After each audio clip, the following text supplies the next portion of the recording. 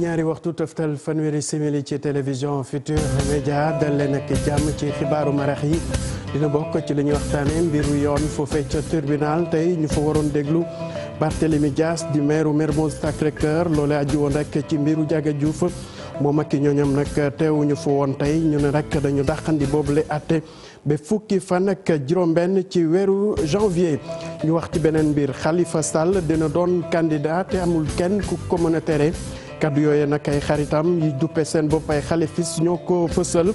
ñu gis ne rek jamono ji nag ñu ngi def seen kem kattan ngir li nga xamante ne rek mooy candidature boobu mën a doon lu ñu fësal bu baax a baax ci jamono jooje nag xalifis yi di ñaawlu kaddu yi nga xam ne rek njiitu réew mi jot na ko yëkkati foofee ca France 24 jamono jooju assainissement ñi nga xam ne rek ñoo dekk ci cité police foofee sa Zac Mbao jamono ji nag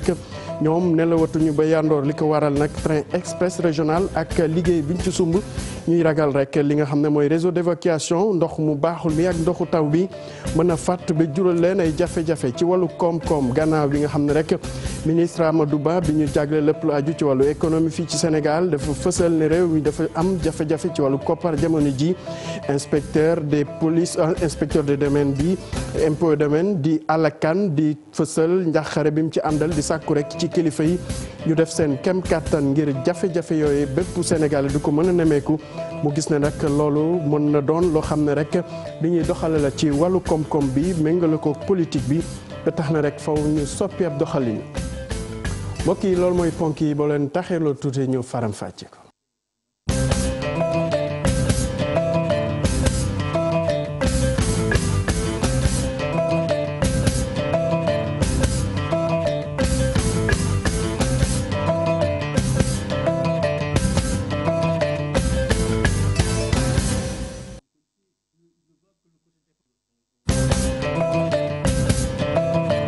mbokk yi asalaamaaleykum dalee na jàmm ci xibaaru maraax yi ñu doore ko mbiru justice wala yoon bi affaire Ndiaga Diouf ñu waroon ko attewaat tey ca tribunal bu Ndakaaru loole nag jotul antu ndax dañu dàqandi procès bi ba fukki fan ak juróom-benn ci weeru janvier loole nag ñu gis ne rek ki nga xam ne mooy Barthélémy Dias di maire Mermoz Sacré-Cœur ak kii ñi nga xam ne rek la ñu tudd ci mbir moomee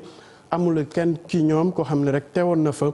Fatima Touré suñu naataango rédaction télévision Futurs Médias moom mi ngi woon foofee ca tribunal tey.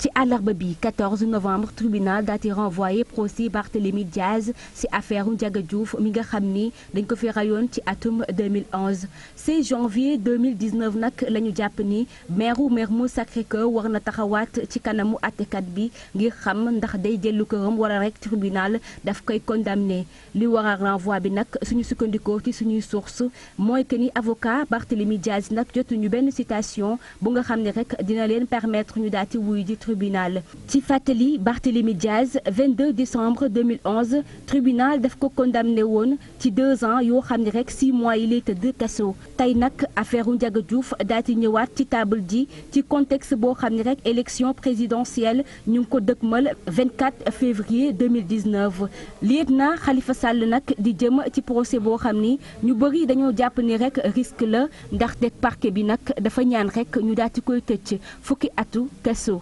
ñu desandeek Barthélémy Dias ak i xaritam ñu leen di duppe ay xalifis ñooñe nag ne kenn ku mën a tere fii ci Sénégal ki nga xam ne mooy seen candidat di Khalifa Ababacar Sall doon ki nga xam ne rek candidat ngir laaj réewu Sénégal loolee nag fësal nañ ko te nee nañ dinañ ci def tamit seen këm kattan ngir loolee mën a mucc ayib rawatina nag ci kàddu yi nga xam ne jiitu réew mi Macky Sall jotoon na ko yëkkati foofee gannaaw interview bi mu jagle loon suñuy naataango yu France 24 ñu ne loolu moom daanaka bàyyiwuñ ci xel te li leen gën a yitteel jamono ji mooy liggéeyal suñ seen candidat ñu teewlu ki xam ne mooy Barthélémy Dias ci micro Kumba Amadou. lu gars yi namm ci dossier Khalifa Sall ci cour de cassation loolu wax dëgg yàlla ñun loolu ñoruñu ñun lu ñu ñor mooy est-ce que cour de cassation mën na àtte Khalifa Sall fii ak élection présidentielle fii ak dépôt des candidatures fii ak dépôt des cautions. Macky Sall li ñuy dégg Badio Camara ñi ngi dégg mënul nekk loolu mooy dëgg ci yenn ci am xel ñaar ci candidature am parce que soi-disant mi ngi ci kaso bi na ngeen bàyyi xel fu Khalifa Sall nekkoon bu muy def balaa ñu koy fal pour mu def assemblée nationale mi ngi woon ci kaso bi tamit ñun bu ñuy defal suñu liste ba jiital Khalifa Sall mu nekk tête de liste amoon na lu ñu namoon ci loolu te yàlla def na ko ñu ciy sant yàlla bu baax a baax mooy muy dem assemblée waxu kaso bi du ci dara mooy ñu ngi interpellé Union des magistrats du Sénégal ñu ngi interpellé société civile ñu ngi interpellé direction générale des élections ñu ngi interpellé tamit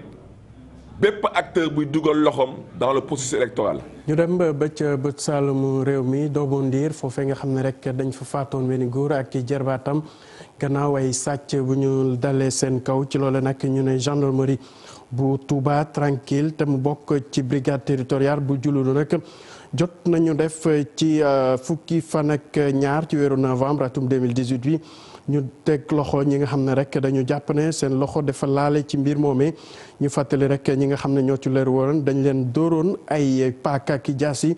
ba ñu ñàkk seen bakkan ñu ne nag perquisition maanaam dem ci këru ñi ci tuumaal xool ndax dinañ fa mën a fekk ay jumtuwaay yoo xam ne rek day yombal enquête bi ci loolu nag bu ñu demee ci kenn ci ñoom fekk nañ fa ay jaasi ay cour ak yeneen yoo xamante ne rek dafa gën a dugal kooku ci loolu nag ñu ne au commandant de la gendarmerie nationale mu ngi sàkku rek ci képp koo xam ne am nga ci ay xibaar nga jàppale leen su ko defee rek seen enquête gën a yomb.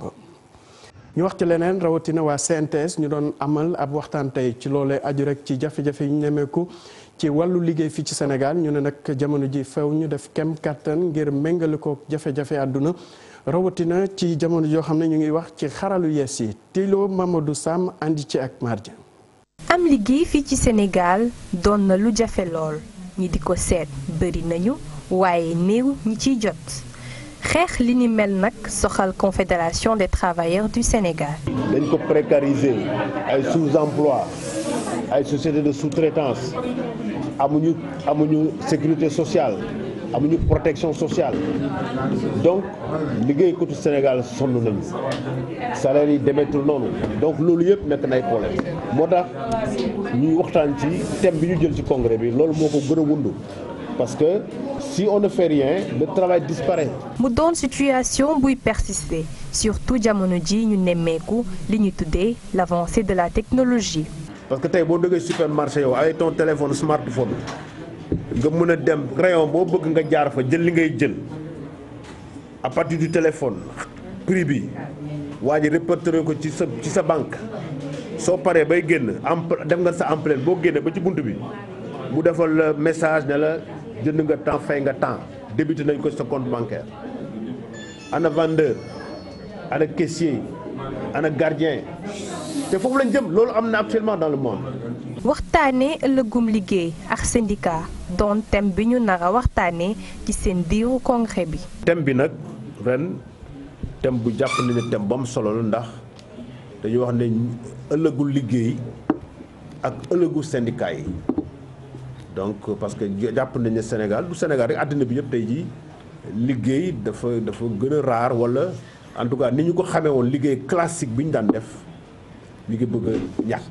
ñàkkum liggéey bi di menacé taux de chômage bi di yokku saa su ne ak yeneen i problème CNTS dina ko waxtaanee le 17 ak le 18 novembre bi di ñëw li ni mel nag doon débat bu soxal ñëpp. ñu desandeek syndicalistes yi ñi nag ñoom syndicat représentatif du secteur public ak éducation ak formation ñoom li ñu doon sàkku rek mooy ñu taxawal benn corps bu ñuy duppee administrateur scolaire loolu nag ñu gis ne rek dina tax yenn yëngu-yëngu yi ñu nemmeeku ci biir njàngale mi ñu mën a dàkk ci loolu tamit mu yàgg doon seen mébét ba tax na jamono ji ñu ngi def seen kem kàttan ngir kilifa yi jàppale leen mën a taxawal boobu lay corps Cheikh Diop tase na ak ñoom ànd ci ak Jaafara Ba di ab protocole d'accord boo xamante ni nguur bu Sénégal ak syndicat bi nga xam ne moom moo yor lépp lu soxal wàllu njàng mi signé woon nañ ko ci fanweeri fan ci weeru avril ñi lee li doon seen bëgg-bëgg moom moo di ñu daal di amal ab corps des administrateurs scolaires jamono yi nag taxaw nañ temb ngir rek ñu daal di jëmmal lu ni mel. ay directeur d'école ay proviseurs ay censeurs yoo xam ne seen xam-xam du màcc rek ci wàllu pédagogie parce que école léegi yëf yi dafa changé am na ci yeneen i anam yoo xam ne il faut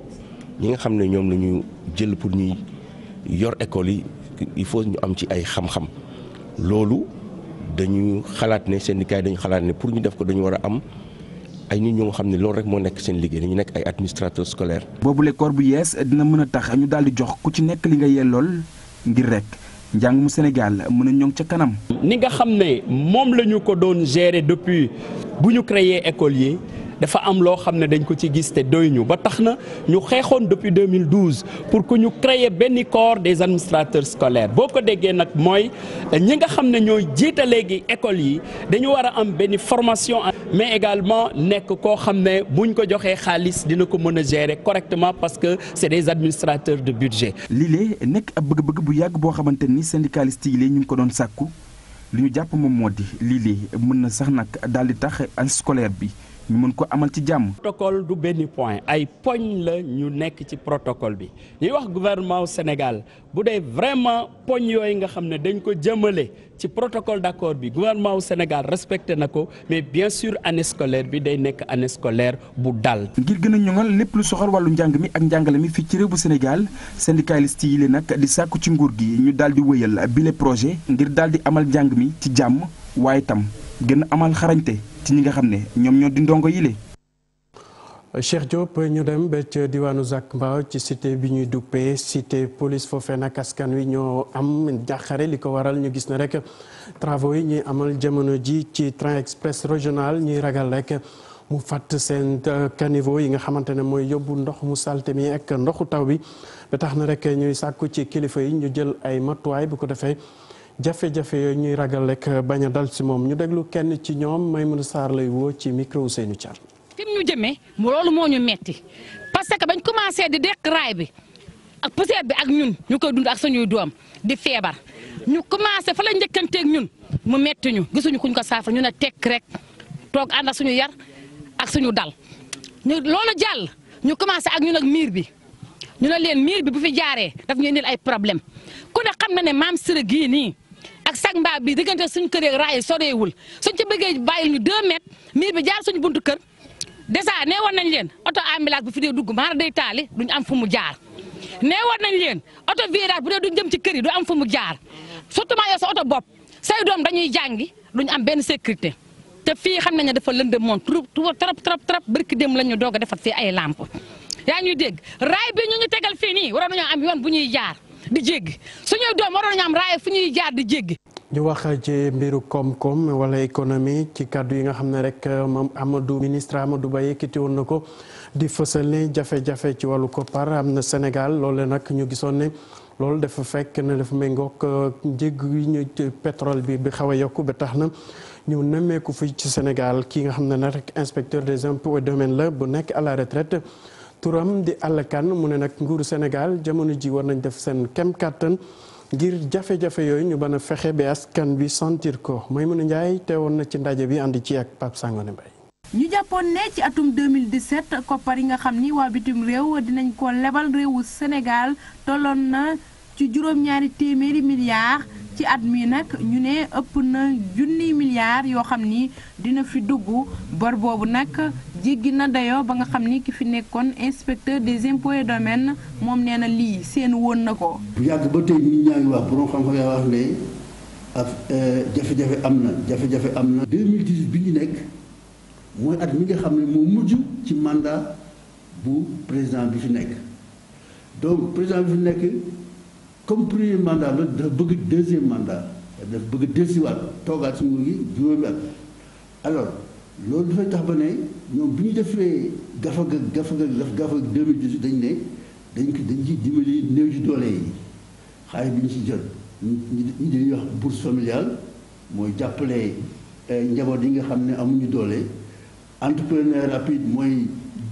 liggéey boo xam ne dafay gaaw. politique moo ko lal wala rek ay jafe-jafe ngir diir Alla Kane moom gisewu nii. day yàgg parce que d'abord de toute façon fii ba 24 février day continuer mais je peux dire que bu jàllee moom le 24 février day ubbi ak robinet yi c'est-à-dire que prix day jóg dem kii parce que en ce moment-là dana amal 50 termes loolu mooy problème bi fi nekk. borom xam-xam bi yokk ci ne réew mi dafa am leneen lu mu soxla lu dul lii. di amal ay xëy. xale yi di ci mën a jëfandiku bàyyi dem bi ñuy dem ne dañuy dem bitim réew uti dàqi seen wërsëg. lu mu ci munti doon ci wàllu koom réewu Sénégal am na ay jafe-jafe yu tar guute googu moo tax ba ñi seen xam-xam màcc ñu naan endettement continu la bu ñu moyewul nag li jëm ci budget bi dina dem ba nga xam ni réew mi ñëpp koy yërëm. Maimouna Ndiaye ñu jóge ci mbiru koom-koom wax ci àllam bi ak niñ koy saytoo foofee ca diwaanu Saint-Louis nag jël nañ ay matuwaay ngir xeex lépp lu aju ci daay ñu fay nemmeeku jamono ji nag ñu gis ne atum ren ji ak taw bu bëri bi dafa tax ñax bëri lool ba tax na rek diwaanu Louga jàpp Saint-Louis ba Matam foofe nag ñu amal li ñu fay duppee rek ay yoon su ko defee bés bu ñu fa nemmeekoo daay mu bañ a sori te loole nag waa service des eaux et forêts ñu ngi ciy amal liggéey bu mucc ayib te sàkku tamit ci ñi nga xam ne rek ñooy jëfandikoo boobul alam ñu def seen kem kàttan rawatina ñi nga xam ne ñooy sàmmkat yi ngir ñu mën a aar li nga xamante ne mooy suñu alam boobee. leneen mënees nañu wax rawatina njàng meek njàngale mi ñu dem ba ca diwaanu Bambey foofee nag université Alioune Diop mënees nañu wax ne université bu xarañ la ndax ay ndongoom ak i jàngalekat yi fa nekk. li koy fësal maanaam raaya bi ñu leen baaxee loolu ñuy duppee assurance qualité li ñu ko jox nag di autorité nationale assurance qualité jàpp ne rek liggéey bañ fay def moom lu mucc ayib la ba tax na ñuy sàkku ci yeneen kër liggéeykaay rawatina ñuy yëngu ci njàng meek njàngale mi ñuy roy ci ñoom professeur Lamine Gueye mooy seen recteur ñu teewlu ko ci micro Babacar Diouf. université bi suñu université Alioune Diop bi sax fii à Bambey dafa jot tey jii benn mandarga benn raaye boo xam ne moom la ñuy wax habilitation institutionnelle loolu nag lu am solo la parce que balaa koy ab université jot dafa am fu muy jaar ak benn natt bu ñuy def ci université bi kuréel bi nga xam ne ci gouvernement bi moom moo yor loolu ñu ngi koy wax autorité nationale de l'assurance qualité nga xam ne képp kuy jàngale ci réew mi moom mooy xool li ngay jàngale est-ce que am na li ñuy wax qualité wala déedéet ce qui fait que bi ñu ko décidé ñun dañoo démarrer procédure yi bind lépp lu ñu fiy def ci benn rapport envoyé ko ci autorité boobu nag moom mooy tànn ay experts de très haut niveau ñu ñëw càmbar université bi loolu jeexee nag experts yooyu dellu réunir taseeg ñi yor conseil scientifique bi ci loolu nag la ñu décidé ne université Alioune Diop war na am léegi habilitation institutionnelle loolu nag dañ ciy sant parce que yàlla def na ñun ñooy première université du Sénégal ci secteur public bi bu jot habilitation institutionnelle boobu. ñu wax ci gàmmu Tiwaawan wala Mawlid foofee nag bëri na kër liggéeykaay fay dem wàcc itam yenn institution yi ñoo ñëpp di sàkku ñaan ziar tamit jàpp ci li nga xamante ne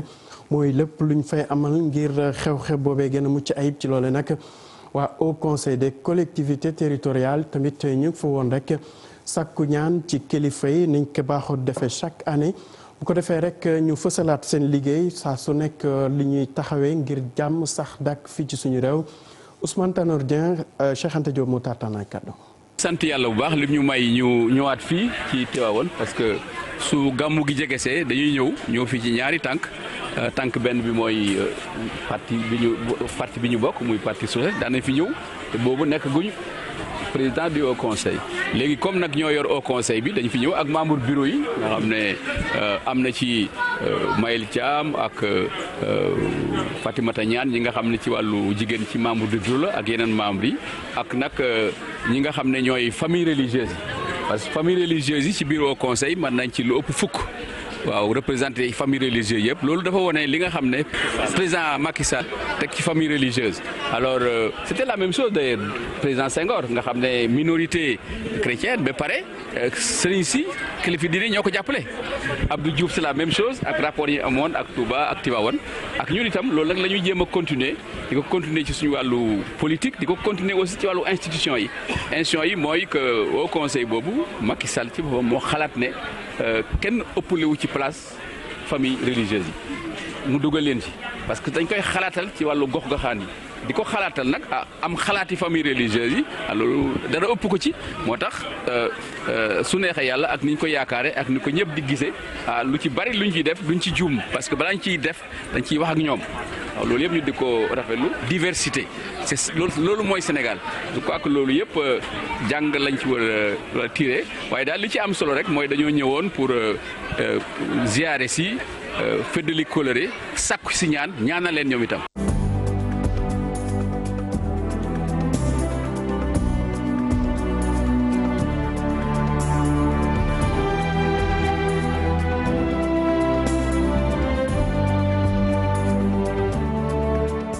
tàggat yaram ñu wax ci mbiru football ak xëccoo bi doxoon diggante Jamil Faye ak waa GFC Guédiawaye football club loole nag waa tribunal arbitral du sport jox nañu dëgg ki nga xamante ne rek mooy GFC football club loolu nag gannaaw xëccoo bu metti bu doxoon ci ñaari kër liggéeykaay yi noonu nag fédération sénégalaise de football di rafetlu dogal bi nga xam ne rek waa TAS jël nañ ko ñu gis ne rek da leen gën a taxawal wala dëggal ci li nga xam ne rek moom la ñu mës a def ngir jëmale football kanam ñu teewlu Sayer Seck ci micro Mamadou Fall. ñun li ñu yóbbu woon TAS moom la TAS atte ne li nga xam ne moom la ñu atte woon fii ci Sénégal tegu na ci yoon et donc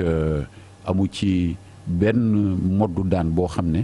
teg nañ ko ci kaw fédération sénégalaise de football ak ci kaw ligue sénégalaise de football professionnel kon nag loolu dañ koy rafetlu wane rek ne liggéey bi ñuy def fii liggéey boo xam ne liggéey bu set la doonte wax ji bare na ñiy wax bare na waaye ñuy ëpp li nga xam ne ñooy wax ñi ëpp wax du ñu ñooy wax li nga xam ne mooy dëgg ak mooy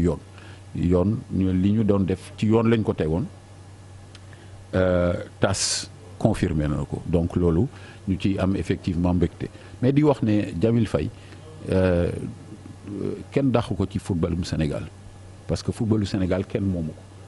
képp koo xam ne mën nga cee andi dara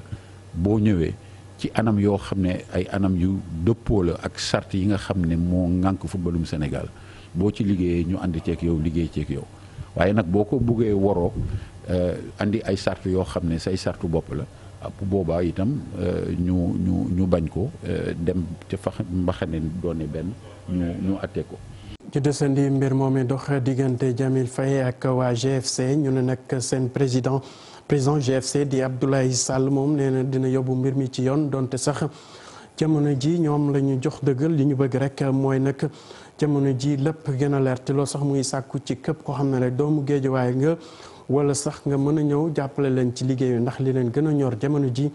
mooy def seen kem kàttan ngir GFC mën a dellusiwaat Ligue 1 Cheikh Sadibou Diarra andi ci ak Youssou Baro. association Guédiawaye football club jàll na ci yeneen xeex bokk na ci dajale doomu dëkk bi ci jàppale club bi ginnaaw bi leen tribunal arbitral bu sport joxe dëgg seen diggante ak jàppoo sa bu Jamil Faye. lépp lu ñu wax dañ ko tënk ci li nga xam ne ni dañuy génne ponk yi nga xam ne mooy leeral lii bu amee lii moo koy àtte